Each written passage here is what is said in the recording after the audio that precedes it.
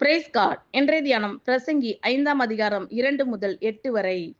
தேவ சமூகத்தில் நீ துணிகரமாய் உன் வாயினால் பேசாமலும் மனம் பதறி ஒரு வார்த்தையையும் சொல்லாமலும் இரு. தேவன் வானத்தில் இருக்கிறார், நீ பூமியில் இருக்கிறாய். ஆதலால் உன் வார்த்தைகள் சுருக்கமாய் இருப்பதாக. தொல்லையின் திரட்சியினால் சொப்பனம் பிறக்கிறது போல வார்த்தைகளின் திரட்சியினால் மூடனுடைய சத்தம் பிறக்கும். நீ தேவனுக்கு ஒரு பொருத்தனை பண்ணிக்கொண்டால் அதை செலுத்த தாமதியாதே. அவர் மூடரில் பிரியப்படுகிறதில்லை. நீ நேர்ந்து கொண்டதை செய். நீ நேர்ந்து கொண்டதை செய்யாமற் போவதை பார்க்கிலும் நேர்ந்து கொள்ளாதிருப்பதே நலம். உன் மாம்சத்தை பாவத்துக்குள்ளாக்க உன் வாய்க்கு இடம் கொடாதே. அது புத்தி பிசகினால் செய்தது என்று தூதனுக்கு முன் சொல்லாதே.